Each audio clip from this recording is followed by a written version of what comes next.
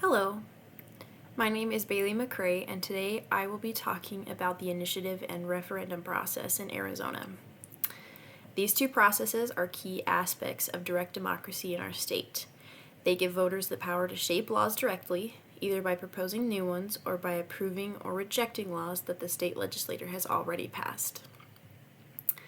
Starting with some basic definitions, an initiative is when citizens draft a proposed law or constitutional amendment and gather enough signatures to place it on the ballot for a public vote. In simpler terms, it's a way for the people to start the lawmaking process for themselves. A referendum, on the other hand, is when voters are asked to approve or reject a law that has already been passed by the legislature. So while initiatives begin with the people, referendums are a reaction to something the legislator has done.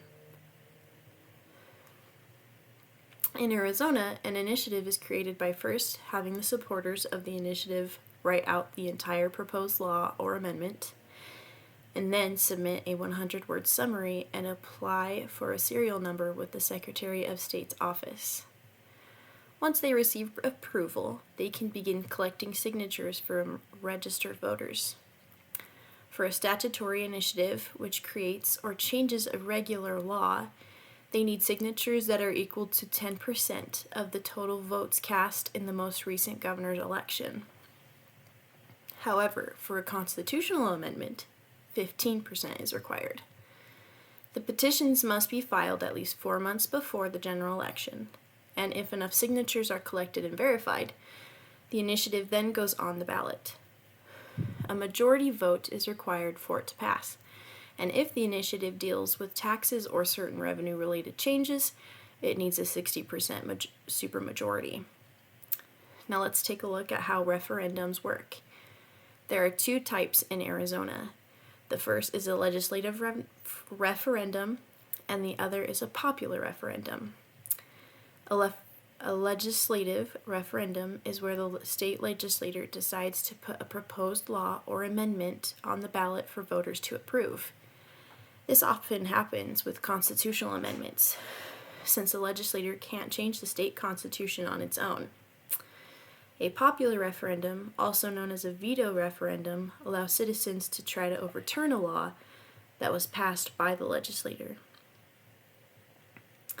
And in order to do that, they must gather signatures equal to 5% of the votes cast in the last governor's race, and must be collected within 90 days of the law's passage. If the petition is successful, the law is placed on hold and added to the next general election ballot so voters can decide whether it should stand. While both initiatives and referendums give voters direct control, there are distinct differences between them. Initiatives are proactive. They're about creating new laws, while referendums are reactive. They're used to challenge or confirm laws that already exist.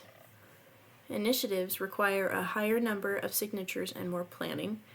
Referendums, especially the popular kind, require fewer signatures but have a tight deadline of 90 days. In both cases, the governor can't veto the results, and any laws approved by voters are difficult for the legislature to change without going back to the people. There are many pros and cons to both initiatives and referendums. One big advantage is that they give regular citizens a direct vote in shaping policy. If voters feel that their lawmakers aren't listening to them, they have the power to act on their own accord. These processes also serve as a check on the legislature and can encourage innovation by allowing people to propose solutions to problems that might not otherwise be addressed. However, there are some challenges. Running an initiative or referendum campaign is expensive, often requiring millions of dollars, which means wealthy interest groups tend to have an advantage. The issues on the ballot can also be very complex, and many voters may not have the time or information to make fully informed decisions.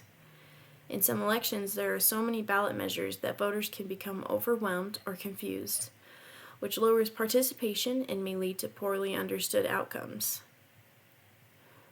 These processes are deeply connected to Arizona's commitment to direct democracy, which is outlined in the state constitution. Since Arizona became a state in 1912, voters have had the right to use initiatives and referendums to make or reject laws. Laws passed through these processes are especially powerful because they can't be easily changed or repealed by the state legislature. In most cases, any changes would have to go back to the voters for approval. This ensures that the will of the people remains central to how the state is governed. In conclusion, the initiative and referendum processes are essential tools for civic engagement in Arizona. They give the people a way to hold their government accountable and ensure that important policy decisions are made with public input. While they come with challenges, they remain a powerful example of how democracy can work when voters are informed and involved. Thank you for listening, and I hope you have a fantastic day.